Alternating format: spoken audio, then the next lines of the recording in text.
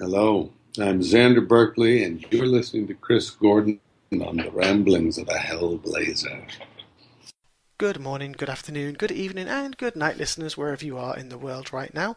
This is Ramblings of a Hellblazer with your host, as always, Chris Gordon. Today I am proud and privileged to bring to you an esteemed actor of over 227 productions, including 24, 12 Monkeys, the TV show, Zoo, The Gift, Salem, and more recently seen as Gregory on The Walking Dead. So without further ado, I bring to you the actual amazing Xander Berkeley. Hi Xander, how are you? Very well indeed, thanks. Excellent, thank you for coming on, I really appreciate it. My pleasure.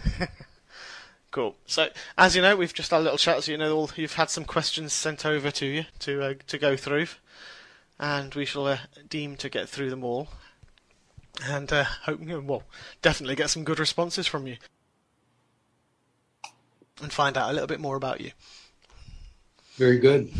I look forward to appearing in Wales virtually here and then in the flesh next month. And it'll be my return. I was there last, I guess, about 7 years ago for a friend's wedding in Cardiff. And then before that, it was 1983. I was traveling and kind of camping out there and staying in bed and breakfasts and all over Wales, and I loved it. I love the people and the country, so that'll be good to see. Nice to have a new connection with it. Excellent, it'll be good to see you. As I say, I've got my tickets for the whole weekend, and as many other people, the internet is uproared when your name was announced as coming. All the guests, lovely. Looking forward to it, so that'd be great. Feelings mutual. Excellent. So, how long have you actually been in acting yourself? How long? Well, I started very early with an interest in it, but I started, seriously at about 15. I was kind of taken under the wing of an experimental theater group in New Jersey that was the offshoot of a group from the city, from New York, and they were living in the pastoral bucolic countryside.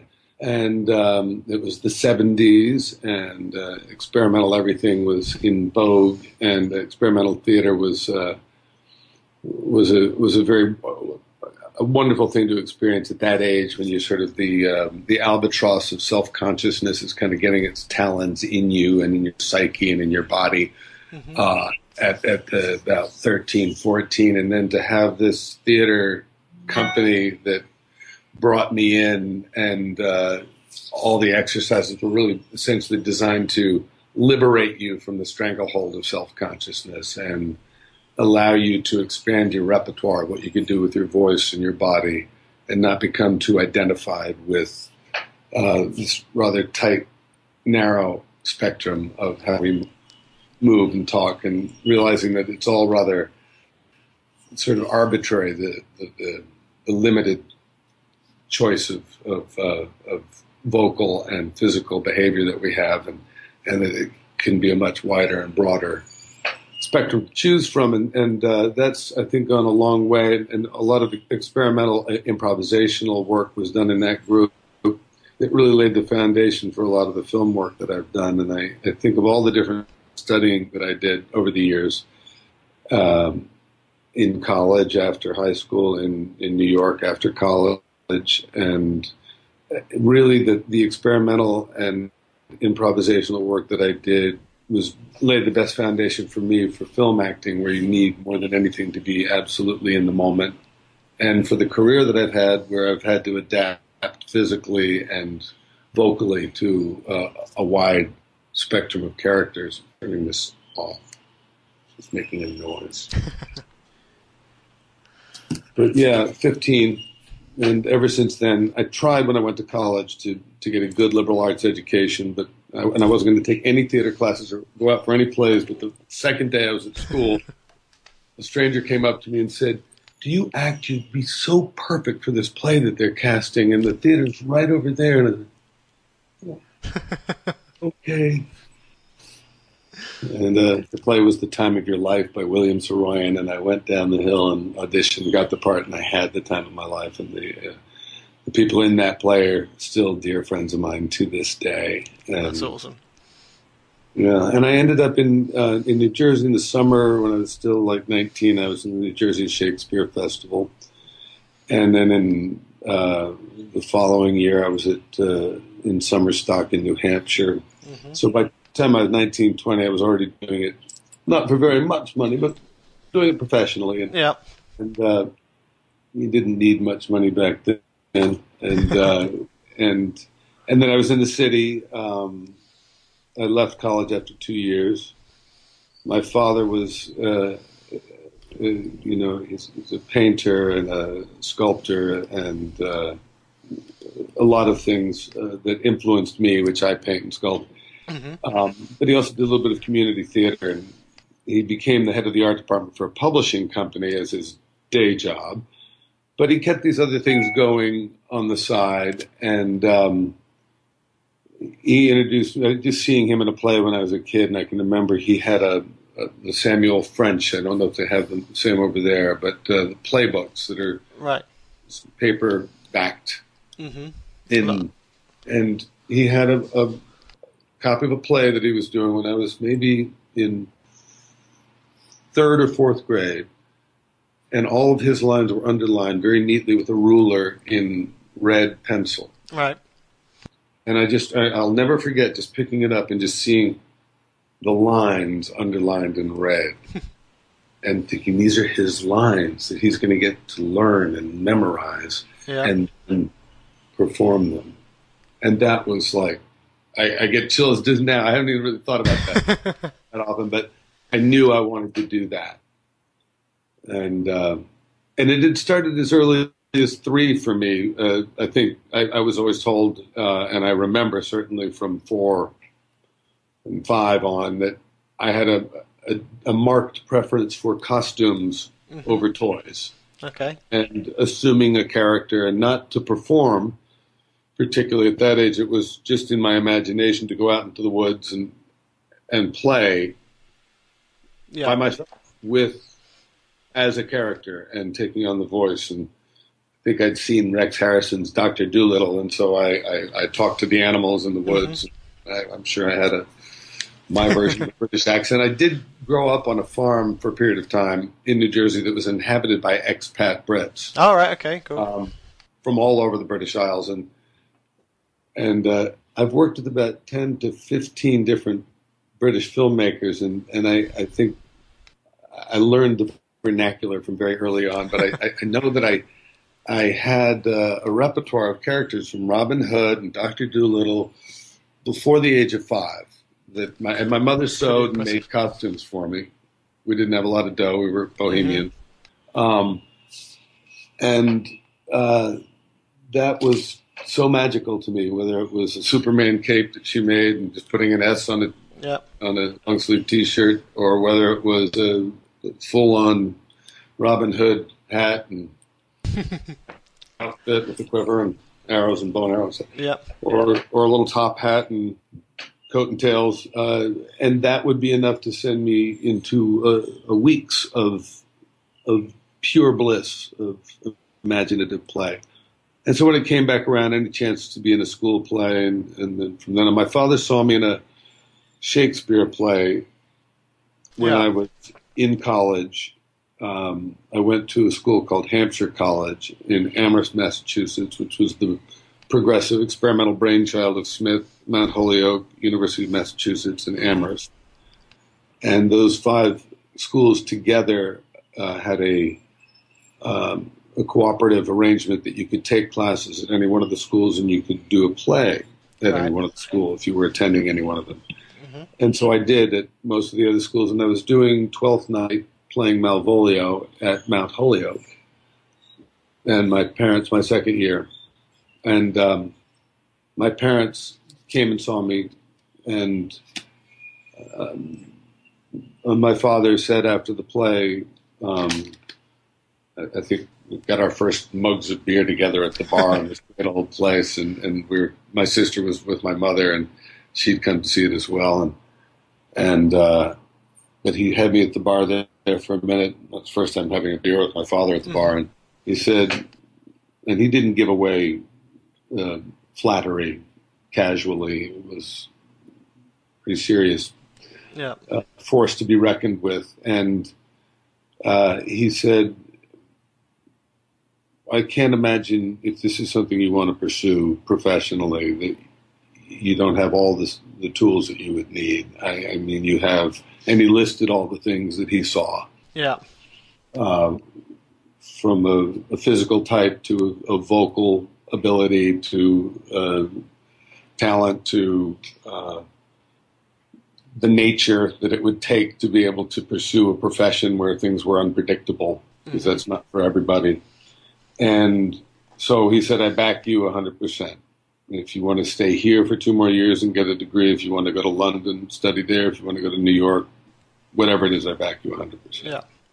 And that, to me, went as long as anything could ever go in the way of creating a foundation, a psychological, spiritual foundation of assurance that I think a lot of people never get from their parents. Yeah. Certainly their father, in that time, my age group, to get that kind of affirmation put me ahead of the game.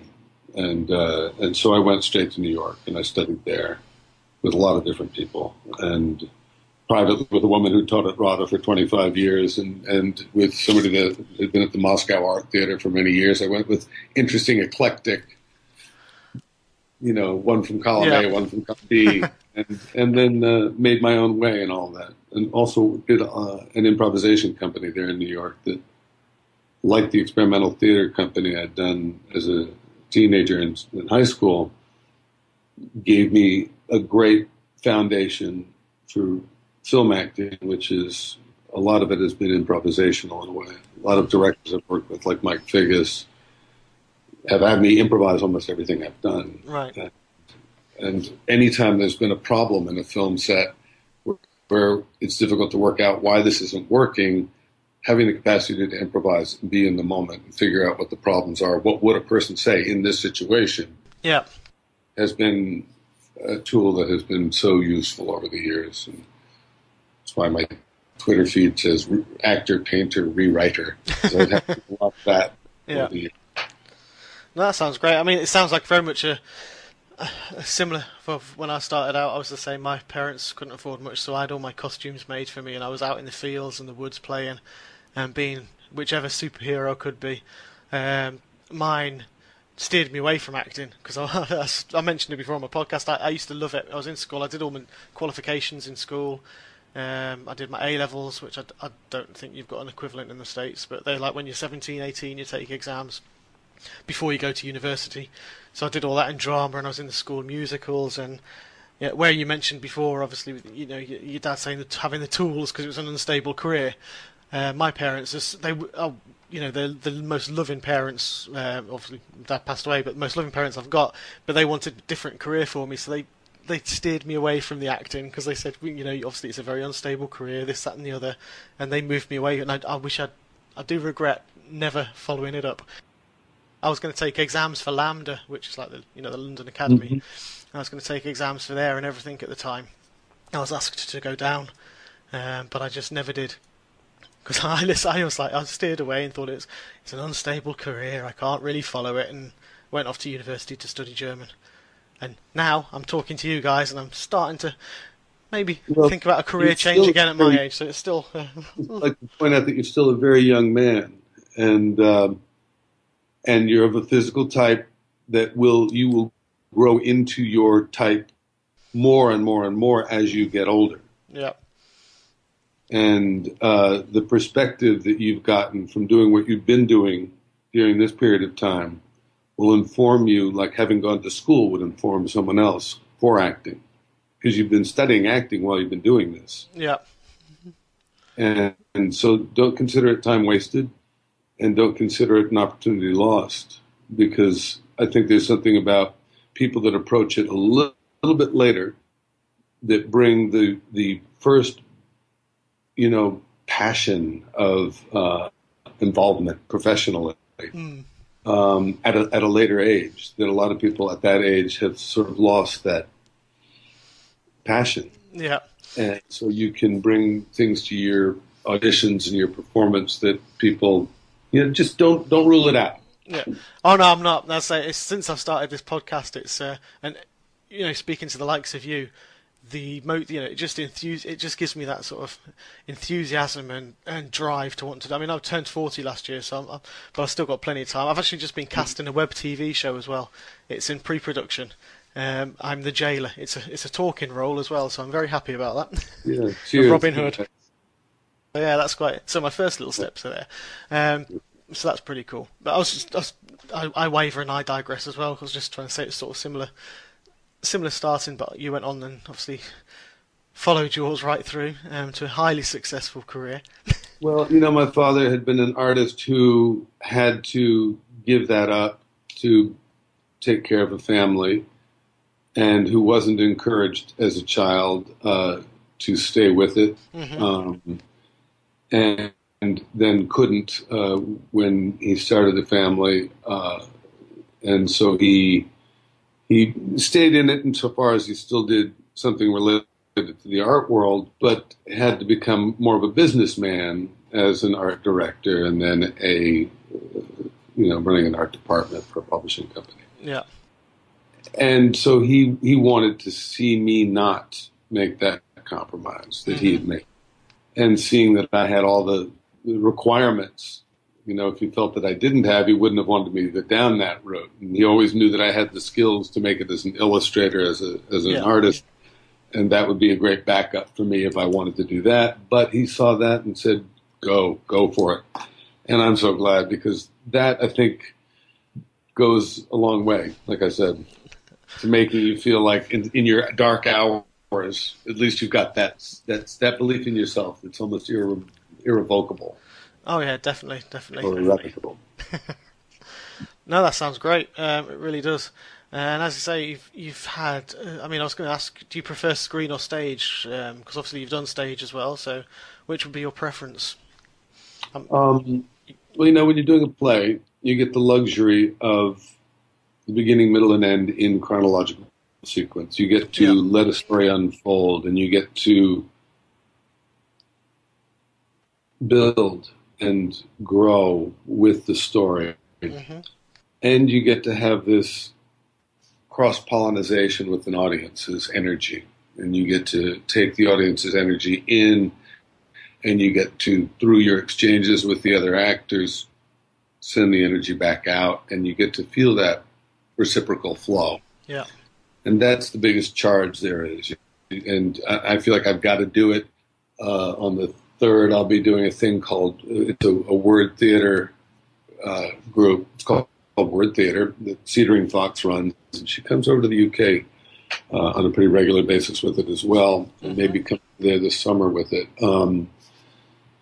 But taking great contemporary writers and reading their works, short stories often. We're doing David Means on the 3rd. And doing that in front of a nice, good-sized audience and bringing the stories to life. And it's, to me, just that, even if it's just taking the words off the page and sending them out, being in the reciprocal flow with an audience is one of the things. I feel like it's like charging the iPhone up on because your battery starts to get low when you just. I love film acting. Yeah.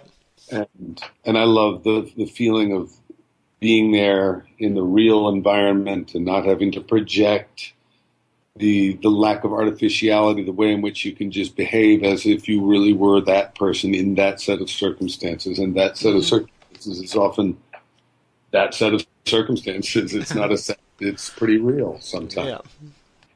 And so I love cobbling and stitching a story together, even out of sequence. And that's a whole other set of skills that you have to juggle where you are in the arc of the story and keeping track of where this scene is relative to the other scenes in the film, what tempo it might best be played at, and what intensity it might best be played at in order to fit the sculptural shape of the whole character and the overall shape of the piece.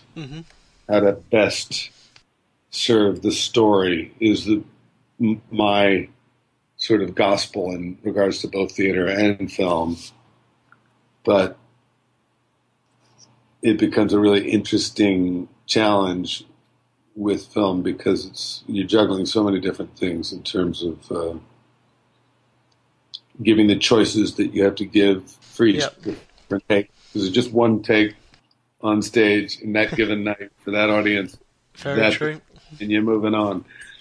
But I love finessing in film, having the opportunity to finesse the different layers from the wide shot to in the master shot to the medium shot to the close-up, and how you can work out different things of how to tell the story with the body language and the behavior that you're doing, and how you can give the cinematographer and the director ideas if you're prepared by doing your homework, not just learning your lines, but thinking what your character would be physically doing and how that might help to tell the story so they're not constrained to a talking head in every shot. Yeah. And whether it's you're eating, what would you be eating, and find out and talk to the props department. Well, what were you thinking of having us eat? Okay, so, and then, okay. And then when would I be taking a bite, and when would I be having a sip, and how can I orchestrate that with my lines when I'm listening, when I'm talking, and maybe I rehearse that at home too, and working at all of those intricacies, or if I'm supposed to be rolling a cigarette, and when I roll it, how I become proficient at doing that, and when I'm going to light it, and I'm going to pull a little bit of tobacco I might have gotten, and when I'm going to lean in to make a point, and then I'm going to put it out or light, whatever it is. Each of these things can all become tools in the telling of the story. Yeah. If instead of being intimidated on the day because I didn't do my homework and because now I'm too scared to try and do some business because I can't match it because I might do it differently in this take and that take, and then they can't use it. If I've rehearsed those bits of business ahead of time, the way I do my lines, and actually use it as something with the lines and use it to help tell the story and to help ground me in reality. Yeah. And not just a talking head, which doesn't feel real. It's just like, I'm acting now because I'm just talking. Yeah. And talking back, and I'm talking back. And how often does that happen in life? We're really doing something. Yeah. And, I like to think of that ahead of time and work with all the different departments, the props department, the director, and exchanging those ideas in anticipation of a scene that's going to be shot. And so I've learned to just absolutely passionately love all these aspects of filmmaking too. Excellent. And meeting with the costume designer, maybe because my first love was costumes. That got me thinking, boy background. Nothing I love more than that first meeting with the costume designer where she's brought all her choices and has this rack for you to try different things on, and you stand there in the mirror and you go, that's the guy. That's him.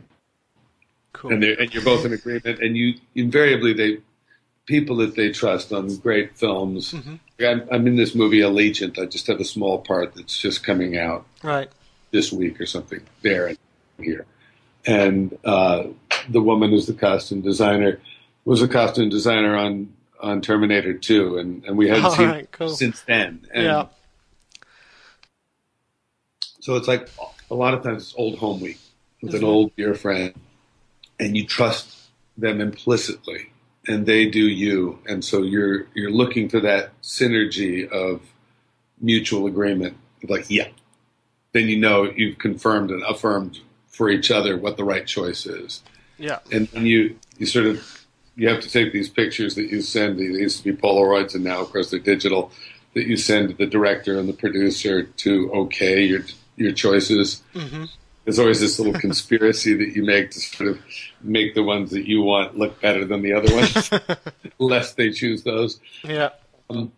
And the same thing with going to the hair and makeup trailer. My father gave me, because I was always sculpting as a kid.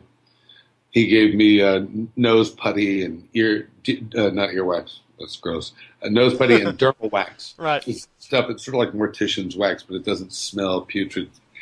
Mortician's wax is great to work with, as a makeup artist, but it's designed very perfumed to overpower decaying flesh because they use it to, if someone's had a car accident or been shot, so you can reconstruct and make it look like them again. Yeah. Well, it's also just incredible for doing reverse on living people. But you have to deal with that perfumey smell, and I always associate with its real purpose. And so Dermawax is a more expensive version of the same thing that doesn't have a smell to it. And my father got me some when I was a kid, and I started making my first wounds and gashes and things like that so super real that I freak my mother out. Rules you. Sorry, Mom.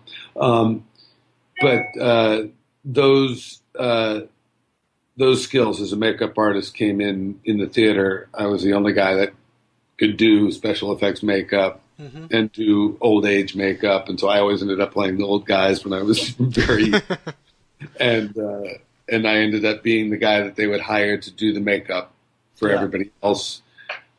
And I was a mask maker from very young ages on, and in the theater, and so I've always sort of worked both sides of it and developed a great relationship with some of the top makeup artists. Like Billy Corso is one of my dearest friends, and he's an Academy Award winner. He's just fantastic with everything he does. And V. Neal and Kenny Myers and all these they're legendary in the makeup world.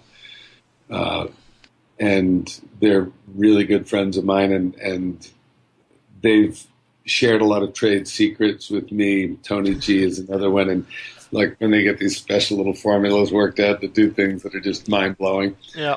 And that's one of the things I'm excited about working on The Walking Dead, just to watch those guys are the best too, and to get to be friends with them. And oh god, yeah. I mean, you got to say the makeup on that is phenomenal.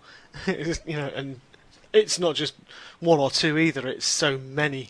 Each individual walker, is a different. Yeah, and even just like finding the look of the character on that to make him look like the character in the comic book, Jamie Kelman. I did his first job. I'm old friends with Meatloaf, and I'd done his rock video years and years ago, and it was Jamie's first job as a makeup artist. Yeah. And we worked together and collaborated together to come up with the look for me to play this villain, like in an old time movie in this thing. And he had very fond memories of that. And so when I walked in, it's like old home week. Invariably, when I go into the hair and makeup trailer, you're seeing people you haven't seen in a long time. And same thing with Allegiant. And it's like, wow, oh my God, it's you. And then you get to play and collaborate and come up with the look together and see, here's what I was thinking. Oh, okay. And then you get them doing their thing, and it's like, awesome. And that, to me, I think, because you get the luxury of dealing with the best of the best in the good TV shows and the great movies, and even if you're playing a smaller role in Allegiant sequel that they have coming up, Ascendant, I meant to be setting up a character in Allegiant that a lot of the characters that I have going on now in The Walking Dead, the character that I recur on in 12 Monkeys for the Sci-Fi Channel, and Allegiant, I play a leader of a community in a post-apocalyptic future. Now, I don't know whether that's prophetic or coincidental, but I find it a little worrying. It seems to be getting cast as these. It's happening. Yeah, over and over again. I'll wait until you get to the question about how I see what I see myself doing in 5 years to elaborate on how that might tie into me as a person. That was the next question, actually. So yeah, funnily enough, you could see yourself leading a post-apocalyptic world. Now, my wife and I bought a farm, sort of at the bidding of our eldest daughter. A couple of years ago, my wife is an incredible actress, Sarah Clarke. I'm sure many of you know her from 24. like Nina Myers and his and the Twilight franchise and many other great things. And she's a phenomenal actor. And she was doing a pilot that didn't get picked up, but in Atlanta a couple of years ago. And I was getting the kids to school, 2 different schools, making their lunches while making their breakfasts. I'm more of a make dinner and then read the bedtime stories kind of dad. And that early morning shift and the 2 starting school and having to text the moms about where the play is, that's not so much my thing. So it was rough. It was a rough first week of school, and I thought I was going to get to sleep in. Yeah. But the eldest, who was then just turning 7, comes in and barges in, and it set her up with something to watch. And they're media starved for the most part. We're total hypocrites. It's okay for us to be on TV, but it's not okay for you to watch it. And devices, we can be on them all the time, but you can't go near them. Oh, yeah. Hypocrites. And so I set her up with a movie to go lure her sister in to watch. And instead of doing that, she busts into the room with this acute perception and says, Dad, when are we going to get the farm with the barn and the property so we can have animals and grow things? If we have to sell Beechwood to get a bigger farm, then that's what we got to do. It's the name of our house up here in Los Angeles. And they said, well, can Daddy get some coffee? And we can discuss this like reasonable people. And that same day, a friend of mine from growing up in New Jersey sent me an email out of the blue saying, Xander, what are your thoughts on becoming a gentleman farmer? This piece of property just popped up. I've never seen anything like it. He'd been living in Portland, Maine for the last 30 years. Yeah. Sends me this extraordinary place. And I call him up. I mean, I go, why, Henry Kane, why do you want to mess with my brain? My daughter just this morning said, when are we going to get the farm or the barn or the property? And did you send me the 1820s dairy farm with 126 acres? And it's incredible. How do you know what's going on? And he goes, hey, man, nothing ever just pops up on my computer, but this just popped up, and I don't know why I thought of you. I mean, I think of you sometimes, but I don't know why. I don't know. Freaking me out, too. And we ended up stalking the place. We took a train to Maine that summer. We actually went that winter and drove up in the middle of winter and saw it all like Courier and I. It was perfect. Snowed in the winter. We didn't get snowed in. We could drive up, drive out. And we spent the summer there looking at it. And we ended up, as the price came down and the timing was right, and my daughter and I actually I got offered a movie out of the blue. I'd never been offered a movie that shot in Maine before, and it was a lead role in this ultra low budget, wonderfully written young filmmaker set in Maine, very much along the lines of a book that I was in the middle of reading to my daughter called My Side of the Mountain, where there's a father and a son. The book is about a little boy who's surviving in the wilderness on his own, and my daughter was obsessed with the book, and we were heavily into reading it. And then the script comes, and it's about a father and son surviving in the wilderness alone. Yep. And the son's name is my other daughter's name, Rowan, and the son in this movie script is just turning 8, and she was just turning 8 at this point. And I said, it's so weird. I've just been sent this movie that shoots in Maine, and the kid's like turning 8, and it's just like My Side of the Mountain, where they're surviving in the wilderness. And she said, "I want a boy's haircut tomorrow, Daddy." Again, it's okay. Well, I'm going to go meet with the director. I'm going to go see if I'm going to do this or not, and I'll show him your picture. I mean, okay. And I showed him the picture, and he goes, "That's a wild idea." I said, "Does it have to be a son? Could it be a daughter? And could you maybe not know? Because when they're 8, sometimes you don't know." And it has to be a boy because of what happens in the story. But do you think she would? She said she wanted a boy's haircut. I think she could pull it off. She's very athletic. She's crazy tough. Yeah. And so she beat out 150 boys for the part. She ends up playing the part. She gets the boy's haircut. We're both in Maine a few weeks later. And in the wilds of Maine on this incredible lake and in the woods, and suddenly I went, what if we didn't get this piece of property? There's so many signs. Yeah. We went to look at it on the second floor of the house, the farmhouse from the 1820s. There was this pot-belly stove with Berkeley, Barkley, written in iron. I mean, on the pot. So our name was on the place, and so we ended up getting it. Very long story, but we're turning the barn, this massive barn that was there from the 1820s as well, in beautiful condition, and we're converting it into a sound stage. And the aim is to lure our actor and writer friends, along with artists and musicians, to come and stay. And every episode of The Walking Dead and every convention I attend and every penny I make is going to go towards now tiny houses and mobile homes, like carried out sort of period trailers as an investment, because they cost a pretty penny, but they maintain their value. And to have that as housing for our friends, so everything gets their own space in this beautiful bucolic setting down by the river. So we're not all on top of each other and everybody has their own private world there, but we could then collaborate. So if people come and stay for a week or two, to develop content and material sort of custom made for the people, and sort of experimental ideas, but also just generating material in that sort of, Brian Eno has a term that he uses called scenius, as an alternate to this overused word genius. Right.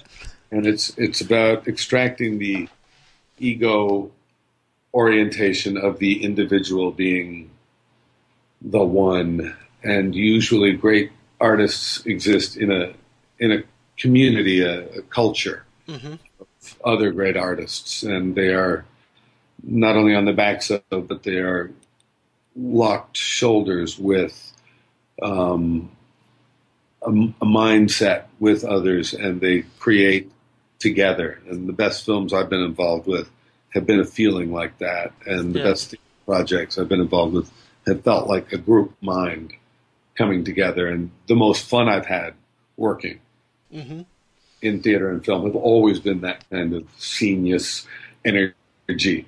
And so that's what I'm trying to create an environment for, and one that our girls can grow up getting lost in the woods and running down to the river and being around animals and things like they want to do, and like I always did and my wife always did, and we both wanted to recreate for them a set of circumstances to live and grow and learn in.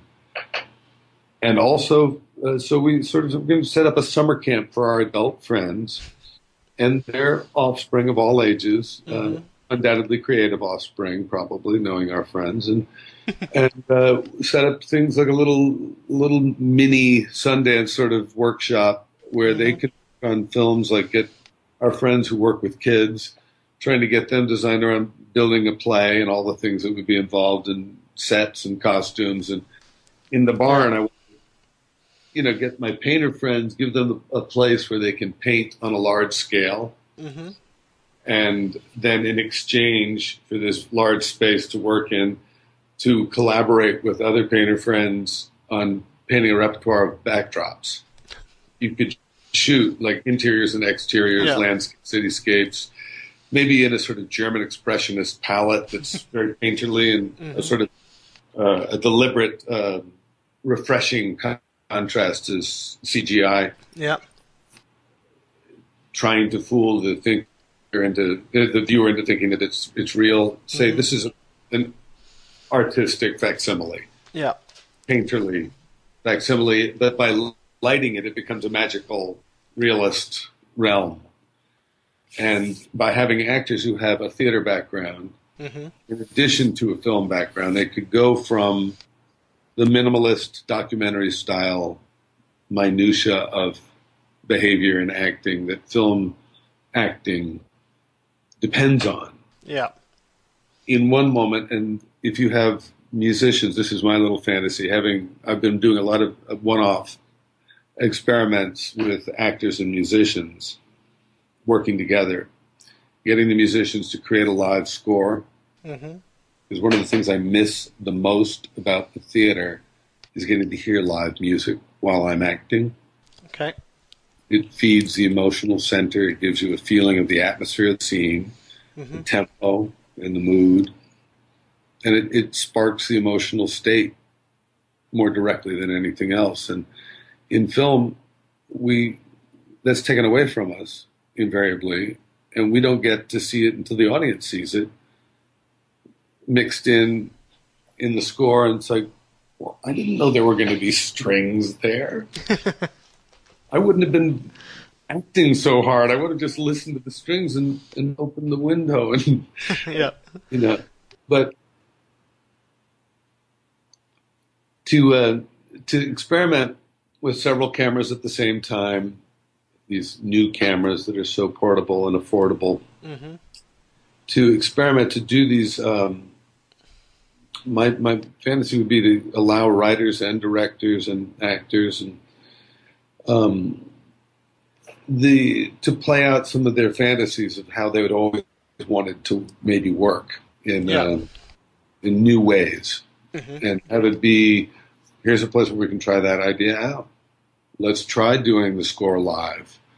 Let's hear the music while we're acting and have it be underneath it enough to where we can still be heard.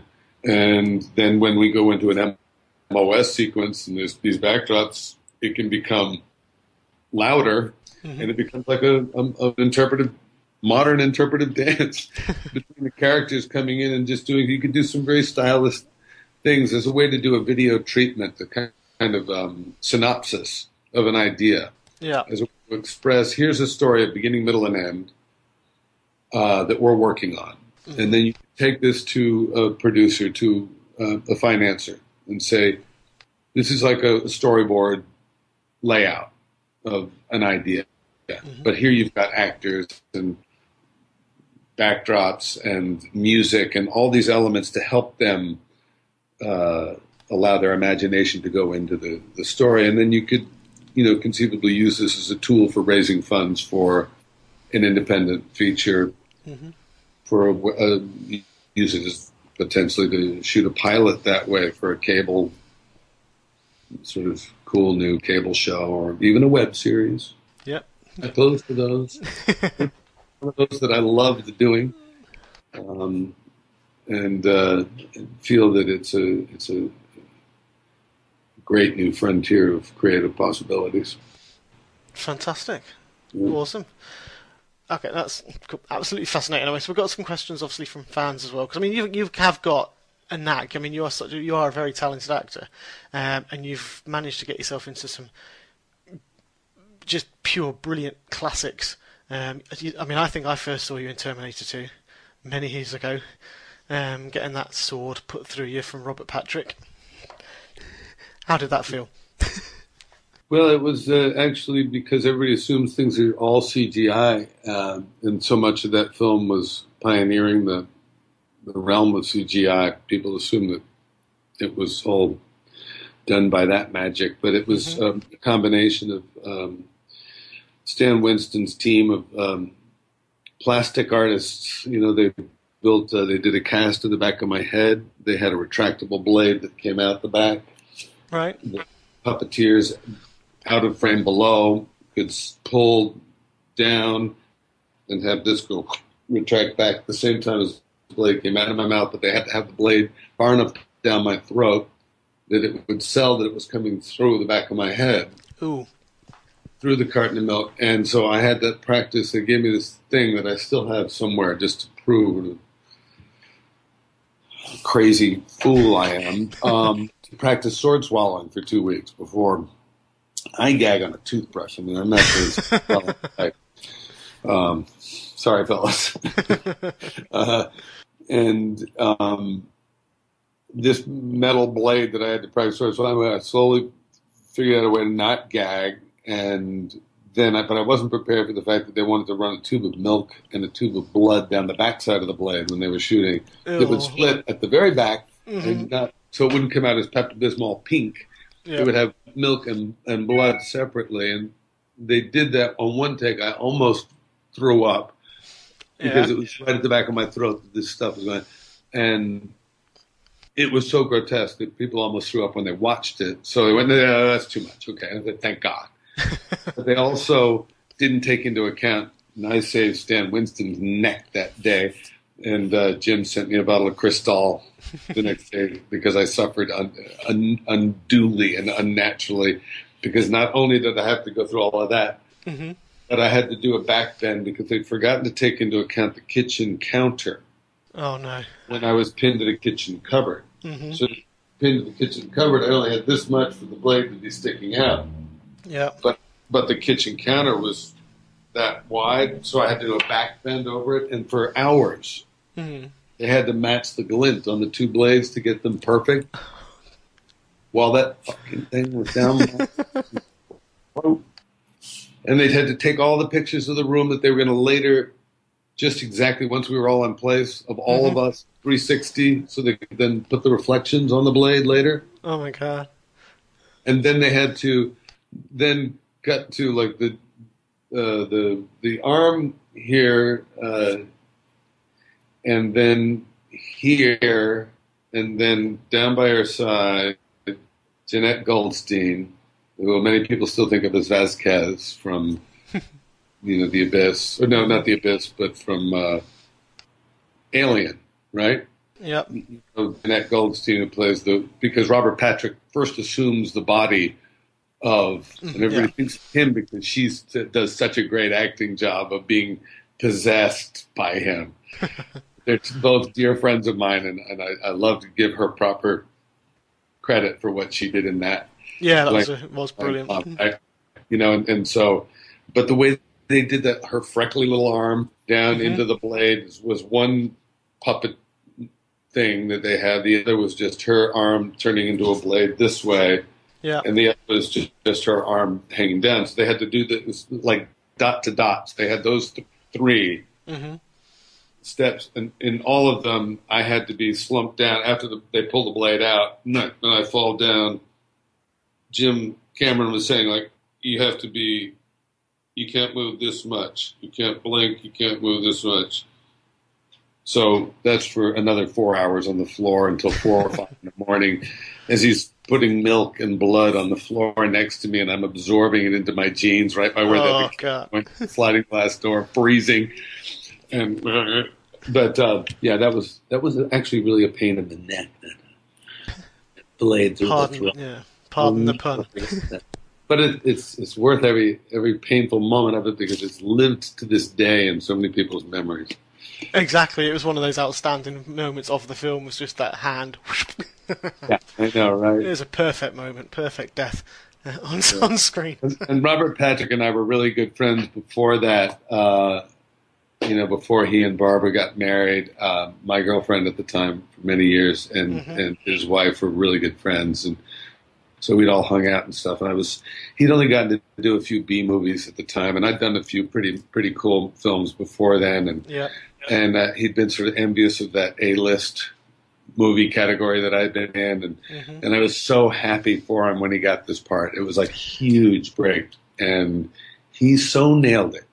And I just, because I remember his whole process of like studying cats and stuff like that, and how they ran, and how he was just going to get this super stealth sort of thing going, how he would move when he ran, and he created this iconic thing in that performance that, to this day, people, it's one of the great screen performances and one of the great films of all time, I think.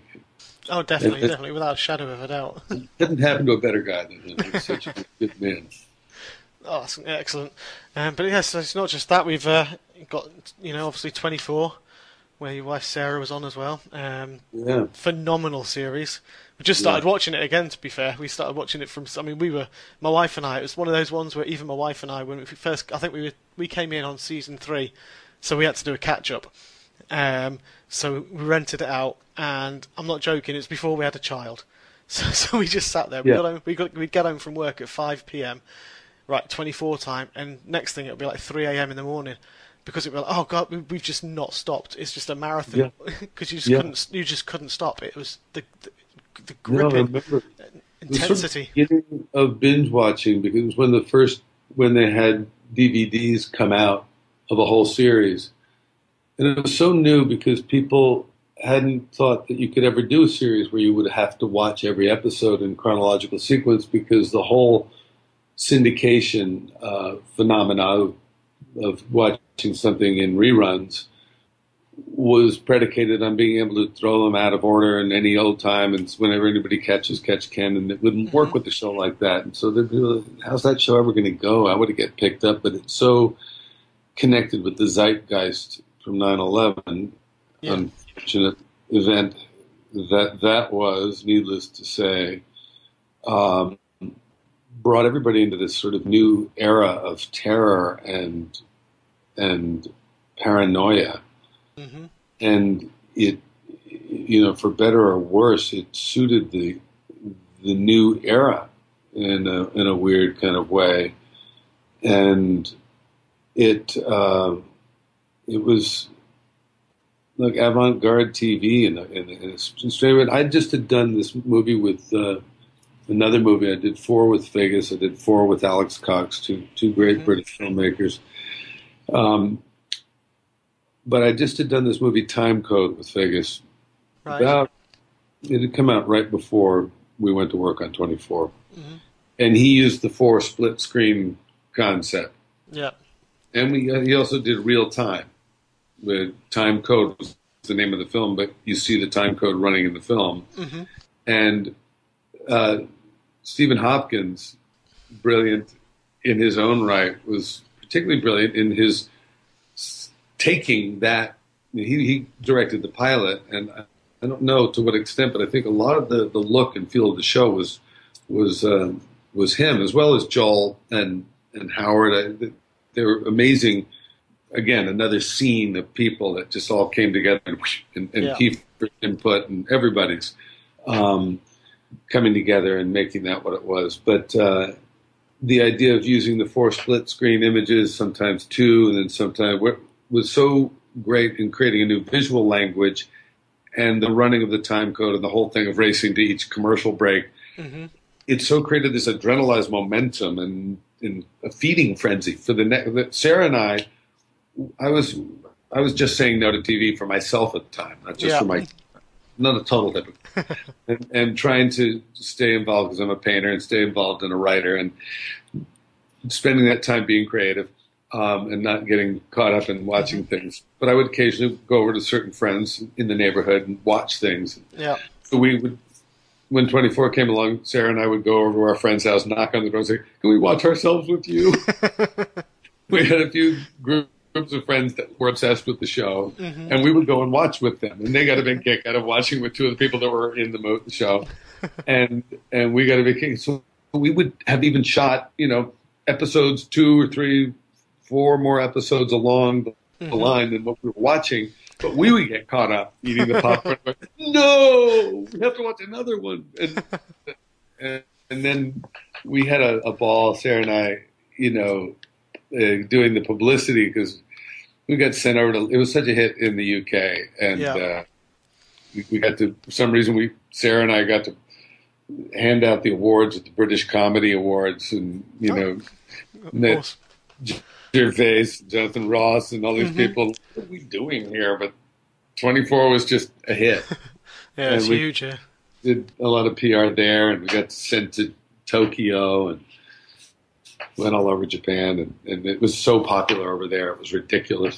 And it's cool that it holds up. I don't. It's apart from the phones. I mean, even that doesn't feel too dated. No, not at all. I mean, I can't show you on my phone at the moment, but I've still got the 24 ringtone on my phone. That's how cool it is. It stays with you. But yeah, I mean, that was a phenomenal as well. It was just 9 seasons of that as well, and it was just, like you said, it was just that whole new concept, the brand new design of leading you into it, and I think that is what drew the furor or frenzy, should I say, to get into it. That's absolutely brilliant. Okay, I've got a question here a few questions from Serena Volpe, who I talk to quite a lot on Twitter. She's about The Walking Dead. She's asked, what did you feel or think? I recognize that name. Yeah, I forget what her Twitter handle is. Yeah, she's a really good artist. She does some fantastic drawings.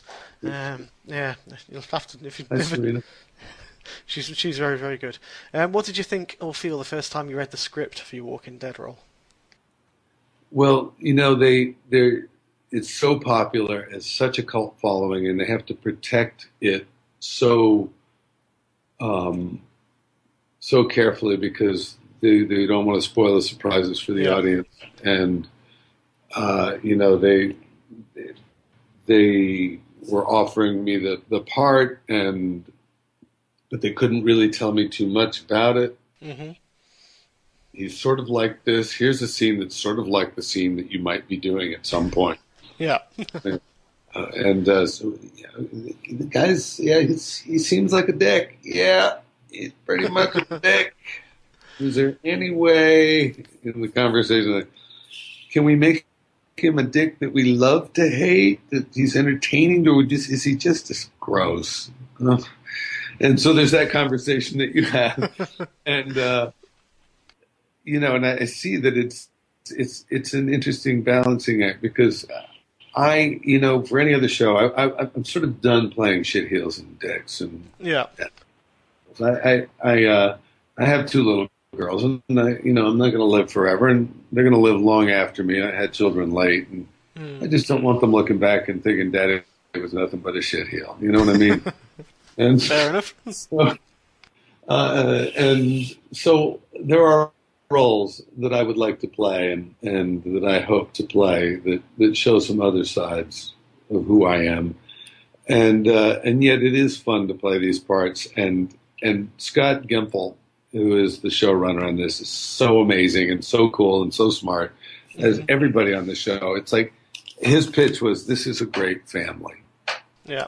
And this show is not like other shows. And I hadn't watched it, and I just had heard people carry on about how amazing it was, and I'd seen the posters and different things that I knew how it seems so intense. It's like, how is this so popular? It's so gruesome. And then I started binge watching it once I said yes, and I got it. I mean, oh my God, the writing and the acting and everything about it is cast such a spell. Yep. And Scott and I had a great conversation over ways in which to bring the same kind of dialogue that Jamie Kellman and I had in the makeup trailer about how to make the look of the character come to life, like a comic book coming off the page. Scott and I had a conversation like, what kind of voice? Because I feel texture in that voice. I see, and it's just like, so, because I do a lot of animation. Yeah. And so for me, I work a lot with I've got to see that picture. Even when I audition for a cartoon, I got to see that. I got to see whose voice I'm creating. Yeah. And you're channeling it, you feel it's like it's coming out of you. Yeah. And you're coming out of it. And, having those images was really cool. And it was like a whole new thing to work on live acting job. Genesis is a comic book. I've done a few things that got turned into comic books later. Yeah. Going this route just seemed like a really exciting way to go. I haven't spoken to Kirkman yet. I hope to at some point soon, get his direct input. But just working with Scott on who this guy is, how he helps to move the story forward, how this character in a way could afford to open the window and let a cool northerly breeze in and sort of have it be something all new that could just affect a change while not altering the course of what is so fabulous about the show, but adding something new to it that augments and assists it.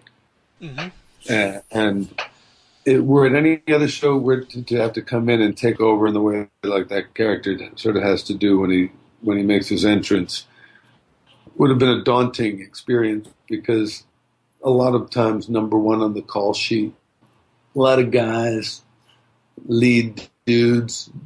God knows the same can be true with gals when they're of the diva persuasion, number one on the call sheet.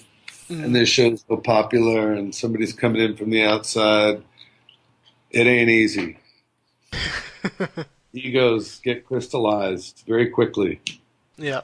and people have this sort of like, who is this coming into my realm? Hmm. And I've seen it for 30 years, and it's a tough nut to crack. Oddly, in film, I can work with the biggest film stars there are, Yeah. one after the other, and they'll treat me like, "Oh, I'm so glad you're doing this. This is great," Hmm. and you're comrades. But somehow in TV, this smoke gets blown up people's butts in certain ways that is particular to where they're in their own realm, and they just think we're the greatest thing on earth. There's really no other show but ours. Everybody loves us, and me in particular, Mm. and start treating people badly, Yeah. really badly, Mm. and really hard. And what Scott was talking about, this show is different. It's like a family. He was so right. And my new hero is Andrew Lincoln because he set the bar so high. His behavior on set is exemplar Okay. in terms of his way of staying so passionate about the material, Hmm. but his conveyance to the writer, the director, is so level and even and kind and just, and that's rare. Yeah. And because 6 years in, the most popular show out there, something happens by and large, but it hasn't happened to him because he's got a real soul intact. Oh, definitely, And, definitely. and then and that manifests itself in the way he treats his co-stars. So everybody's following all the way down the line, 2, 3, 4, 5 down the line of the call sheet. Everybody's following suit with that incredibly good behavior. Hmm.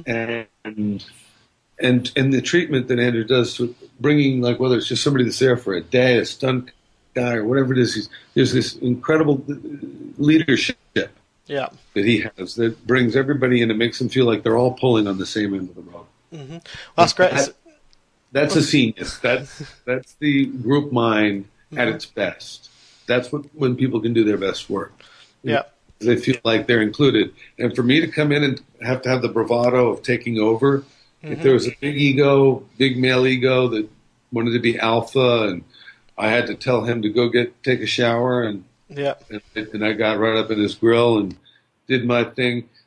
If he was insecure and sort of, is he going to do that? Is he going to get up? Nah, my guy would never let anybody get that close to me. I'd fucking kill him. That's what you'd hear 9 times out of 10. But instead, after the first rehearsal, he comes running and going, "Oh my God, I'm so glad you're doing this. And like, this is so awesome." And because he gets it. Yeah. That we're all in it together.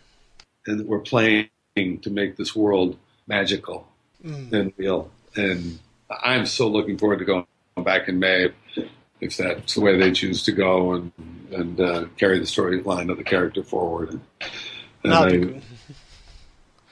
That is awesome. I mean, I've got the same. I was lucky enough. I speak a lot with Chris Berry. He's been on my show twice now. He was Bud. He's the one who got blown up by the RPG in the first episode. Yeah, he's because obviously when I mentioned that you were coming on, he was like, "Oh, that's awesome," because he worked with you in Salem, of course. Oh, right. Yeah, he said he worked with you back up in Salem. But no, yeah, Christopher Berry was. He said the same thing about Walking Dead. He said the dynamic of it because he thought coming on and exactly what you've just said, a well-established show. The actors are so phenomenally well known worldwide, but he said it was welcomed. You know, people coming over and saying, "Awesome, great," you know. Exactly the same feeling, and it's nice to hear that because I'm pretty sure, I don't know, obviously you do, that Hollywood and the acting world is full of big egos, so it's nice to hear somewhere where it's not like that at all. I couldn't do it anymore. I just thought, kill me now because I'm over it. I've seen so much of it. I just can't. Yeah. And I can't do it no more. Fair enough. It's just like in politics. It's like, be kind. Be inclusive. Be thoughtful of other people and their feelings. It's that simple. We got to do what we do, and we all do our best. And everybody should try their absolute best. But nobody should treat anybody poorly. Oh no, we all share a planet. We're all together. Yeah. So just there's some very despicable people out there. I can't even speak. Despicable people out there. And yeah, let's say thankfully I'm not in the industry, so I've not come across anyone who has that way, who've been that way. So it's a, but yeah, I can imagine how upsetting it is for you guys as other actors when you're going on, and it just drags everyone down. Then I can. Yeah, in the same way that the good behavior can lift everybody up. It really yeah, exactly. becomes so life affirming. Yeah. Yeah, definitely. Excellent. Okay, I've got another question. Anne asked about your favourite bands, music and things, which we've already discussed, I think, at length. So I'll just mention Anne, because she's obviously asking the questions, to give her a shout out. Yeah, well, it's interesting. I saw that question, and I was trying to break it down for myself, because there's so many things.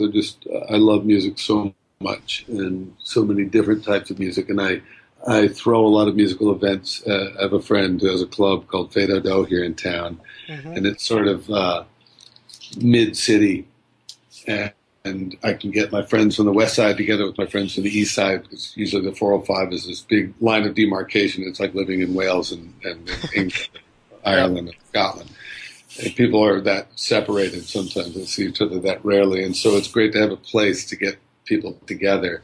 Yeah. And you can bring kids, and so I love putting different musical events together, and all different kinds of music, and a lot of friends that are touring all the time with different people, sort of creating a house band there, and this club has been a really fun adventure for me.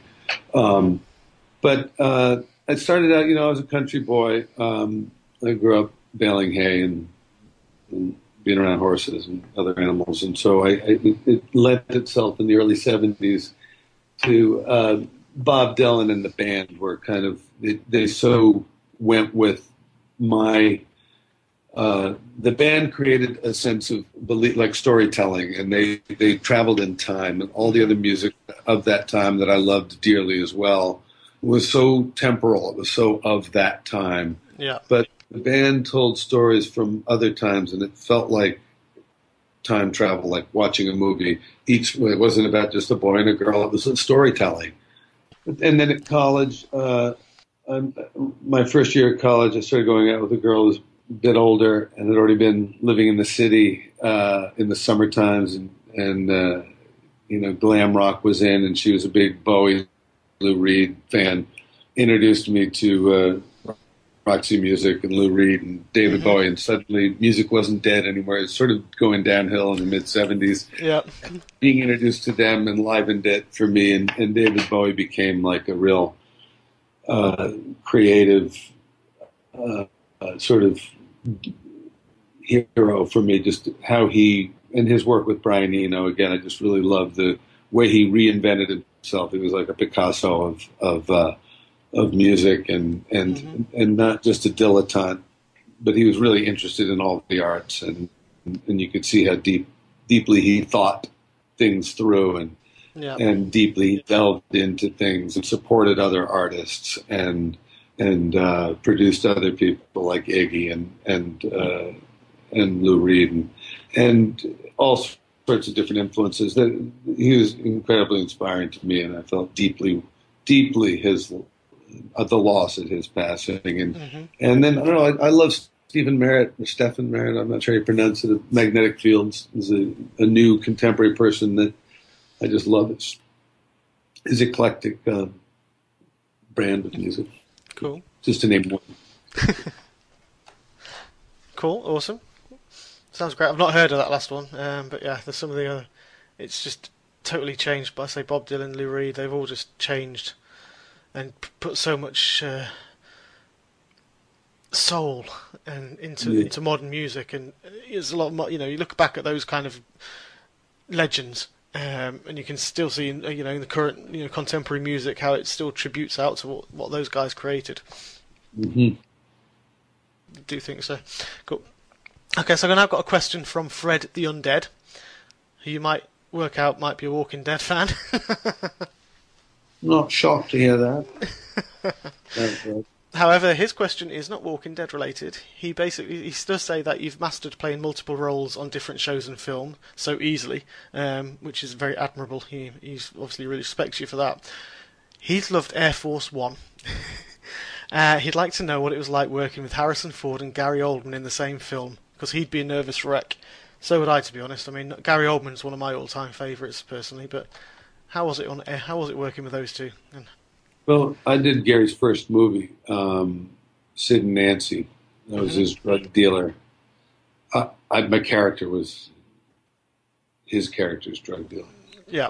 Um, Clarify that. Usually.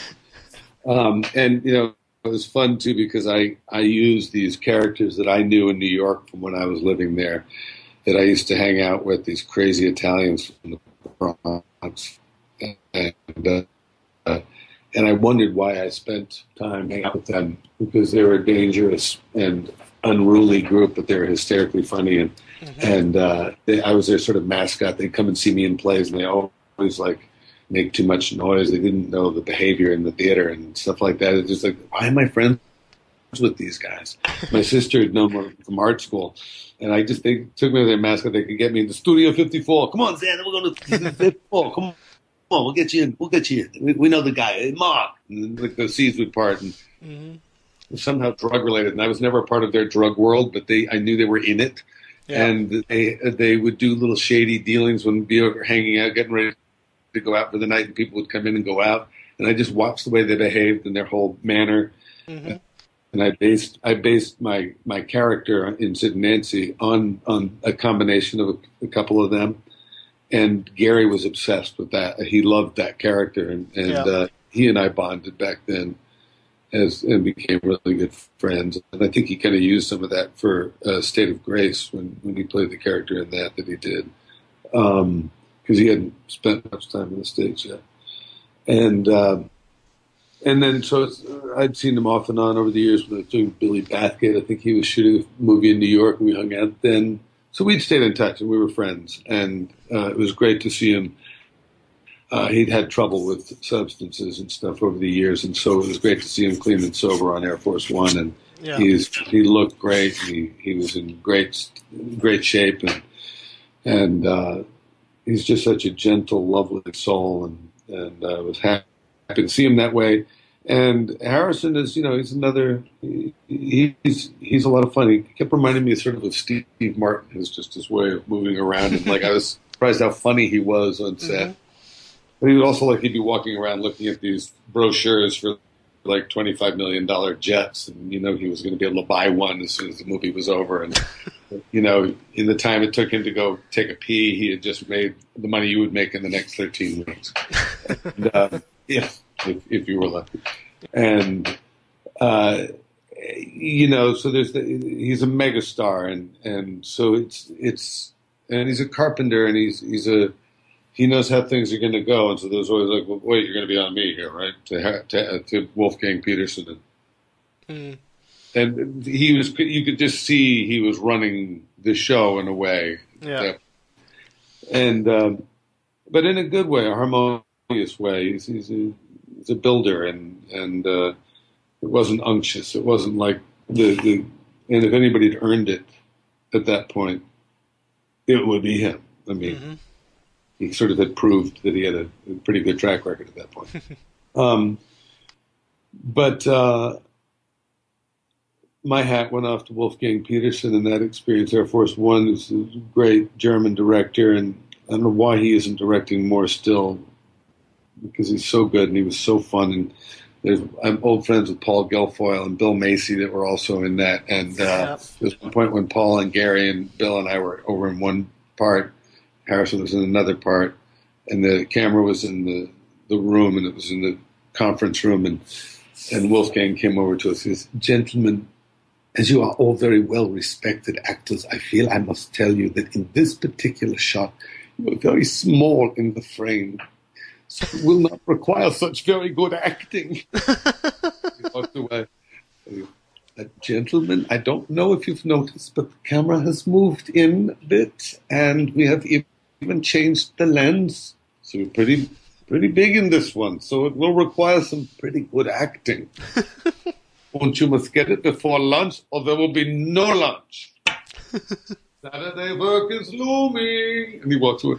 And just with little things like that. And we would just fucking nail it after that. Yeah. Because he'd been so sweet in the conveyance of that, playful, obviously, but considerate and not letting us expend all this energy when we were not in the frame or so small that it didn't matter. So we didn't need to be emoting all this energy wasted, so that it was conserved and focused and thought through, that by the time the camera moved in, we knew exactly what we needed to do in order to accommodate the shot. Mm-hmm.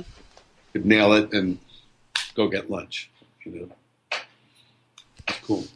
Awesome. Sounds a great experience. I love Wolfgang and Michael Bauhaus, another great German cinematographer who I'd worked with on the Fabulous Baker Boys, was his DP, and it was every morning he said, "All right, say good morning, Uncle Wolfie. Good morning, Mr. Bauhaus." He would look at everybody to do that. It was like you're in the Brauhaus.